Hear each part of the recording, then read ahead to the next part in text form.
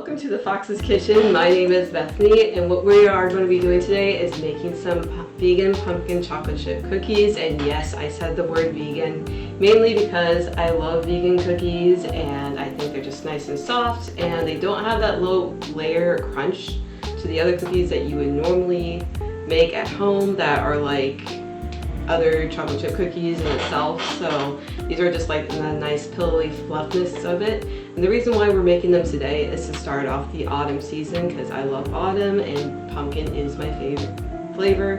And I know everyone says it's overrated, but to me pumpkin has a special place in my heart of the warmth and taste of it. So that is what we're going to be making here today. So strap yourselves in as we bake some vegan pumpkin chocolate chip cookies. Alrighty guys, so to get started with this recipe, you will need about 8 to 9 ingredients, which is all-purpose flour, baking soda, pumpkin spice, sea salt, and you will need pumpkin puree, grapeseed oil, or just any type of oil that you may have on hand. I'm going to be using olive oil instead. You will also need granulated sugar, light brown sugar, and vanilla extract, and of course your chocolate chips.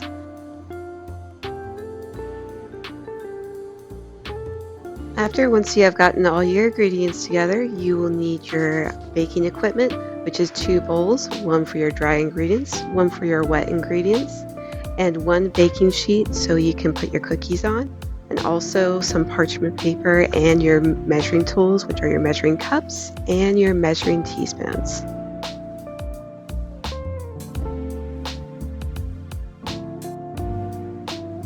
Alrighty guys, before we begin with mixing our ingredients, we will first want to preheat our oven, which is 375. After you are done setting that, you are going to want to first mix your dry ingredients. I'm going to be using whole wheat flour and you'll want to mix about 1 1/4 cup.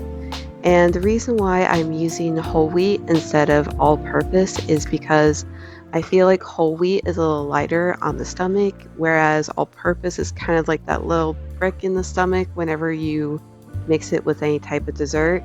But you do you. If you prefer all-purpose flour, I am not going to hold that against you at all. And then next, we are going to want to also mix in a 1/2 teaspoon of baking soda. And if you haven't noticed, I used a whole teaspoon, reason being I like to kind of eyeball my measurements as opposed to getting the exact measurements because I like to do what feels right whenever I'm mixing these ingredients. It kind of comes together later on. Same thing with any type of spice. If I want to like add like certain spices to a recipe, I just add like a little bit of it, or I prefer to like maybe add a lot, but in the end it somehow just comes together seamlessly. And then you'll want to add 2 teaspoons of pumpkin spice. And if you haven't noticed, I also have cinnamon and allspice on the side with that as well. The main reason why I do this is because I feel like allspice and cinnamon just adds that little bit of kick when it comes to pumpkin chocolate chip cookies, or if you're doing like a pumpkin bread. It just adds that nice little bit of spice to it, not like all in your face, but that nice subtle spice of what fall flavors you would imagine them to be in a dessert. So that's the main reason why I do that.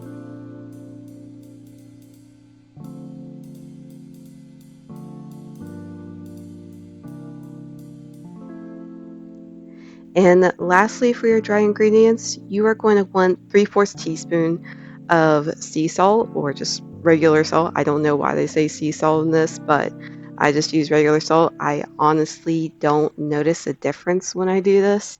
And if you also notice, I've not used a measuring teaspoon with this. Again, I kind of like to eyeball it, and my sister, I blame her for this, but she has more or less gotten me in the swing of measuring my salt in the palm of my hand, and since then I've just become accustomed to it.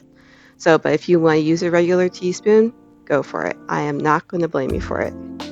After that, you are going to want to stir your dry ingredients, and I'm going to be using a fork mainly because I don't have a whisk. I find if you have a whisk or a fork, they stir just as equally as good. Like it mixes those dry ingredients really well, incorporates them in the best way possible, I feel. Even if you don't have a whisk, again, still use a fork. It works just as well.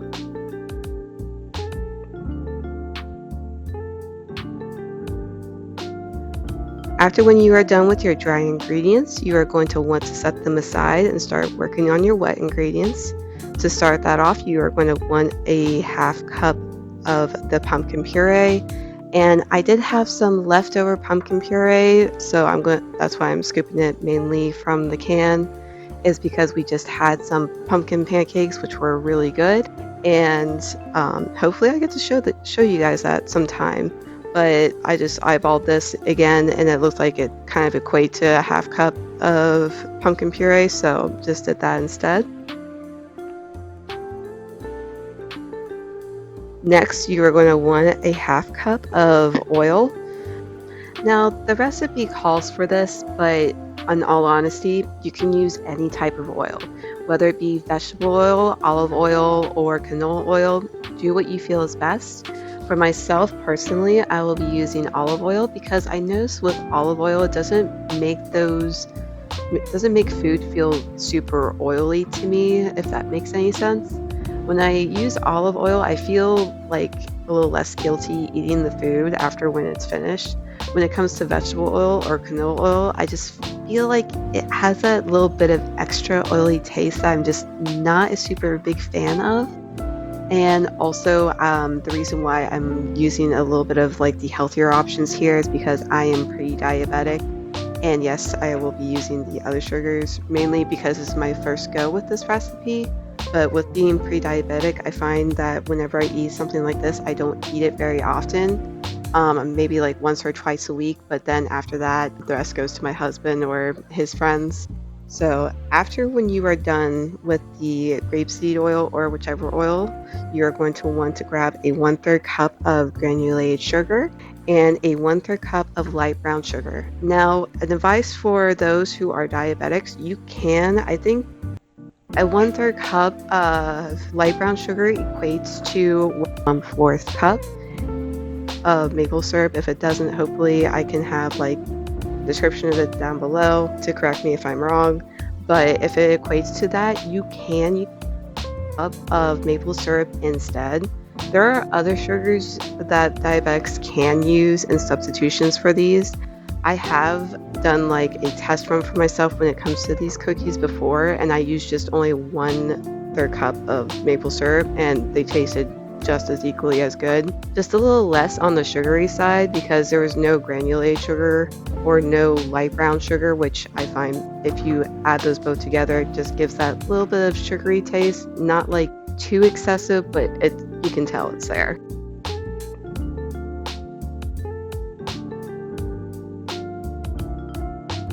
So after when you're done with that, you are going to want to put 2 teaspoons of vanilla extract. Now with vanilla extract, I don't go too overboard in regards to like pouring too much of it in there, maybe like 1 to 2 drops extra, but that's just about it, mainly so I can pump those flavors through together in the dessert. After when you are done, you are going to want to mix it with either a fork or a tablespoon. I used a tablespoon this time. Please don't judge me. Reason being, I find that when it comes to wet ingredients like these, they stir really well with a tablespoon regardless.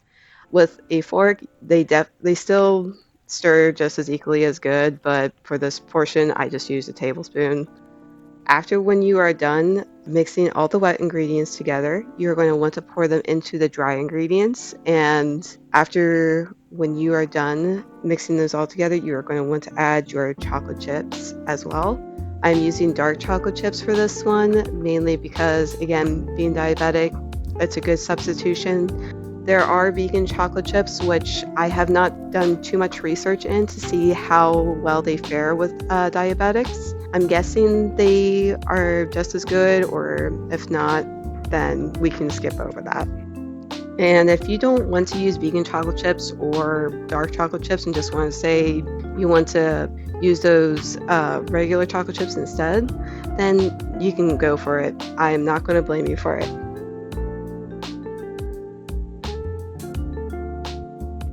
After that, I did add a little bit of extra spice. I added some nutmeg because Personally, aside from cinnamon and allspice, nutmeg is another like sort of spice I like to add for that extra kick when it comes to any type of dessert or any type of dinner that I'm making.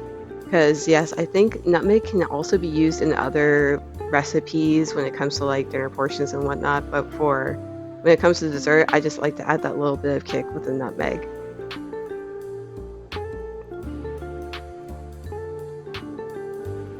After when you are done stirring all these together, you're going to want to take your baking sheet and then put parchment paper on there.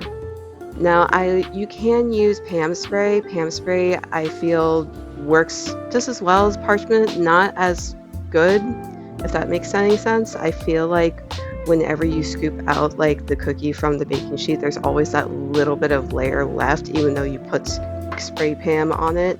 Unless if you spray it excessively, then it will work just as good as parchment, but for the sake of this video, I'm going to be using parchment paper because I feel like parchment paper is just that nice thing to have, and then, you know, the cookies slide easily off of it, so which is really nice.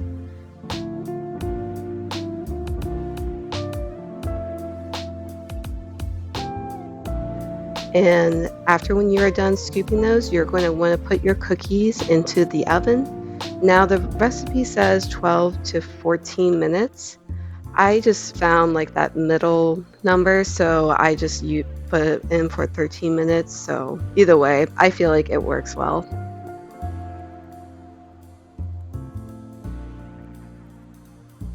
After when those are done, you want to take them out of the oven and they will look and smell so good.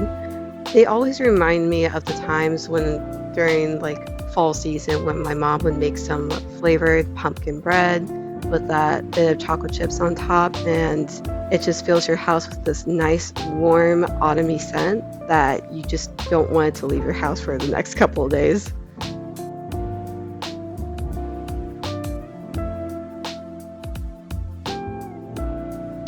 So after when that first batch is done, you just want to do the same thing with the second batch. And yes, guilty as charged, I did use Pam for this second batch, so don't judge me.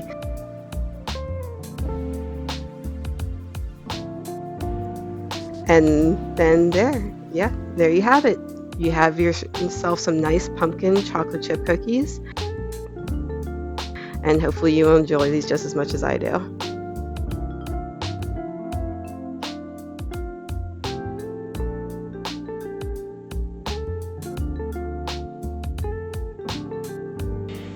So now for this recipe, I did get it from Pinterest. I will make sure to at least put the link in the description below. It's from Vegan Hugs, if I remember correctly. If not, hopefully we'll correct that later. But for this recipe, I did make a couple tweaks out of it. I added some allspice, nutmeg, and a little bit of cinnamon. With the recipe, it does not call for any of those, just the pumpkin pie spice. But the reason why I added those is it's just a saying that my sister would tell me all the time. She says, do not be afraid of spices. And since then, I've kind of been venturing out more in terms of spices when it comes to either baking or cooking, does not matter. Don't be afraid of spices. So that is the key thing when it comes to any type of dessert or any type of dinner or appetizer or whatnot. If you do not want to be too heavy on the spice, don't worry about it. Just keep to the regular 2 teaspoons of the pumpkin pie spice and you will be absolutely fine. It still tastes great, and you'll still get that nice warmth of like the fall autumn flavor that you've been wanting. So don't copy me if you do not feel too comfortable with what I did. So, but if you are interested, just only add like a little bit of the nutmeg. Do not go overboard. Allspice, same thing. And also for cinnamon. So just add like a pinch of all those 3 and you should be fine. But for this recipe, I would give it a 5 out of 5 because just the flavor and everything I absolutely love. And I also like eating the cookies as they come out of the oven where they're nice and warm and gooey. So, and it just goes really well with coffee and tea if you're like me. Don't have a preference, just choose what you would want to do best. But if you guys are interested in giving this a go, again, link in the description below, and hopefully I'll see you all next time. Bye!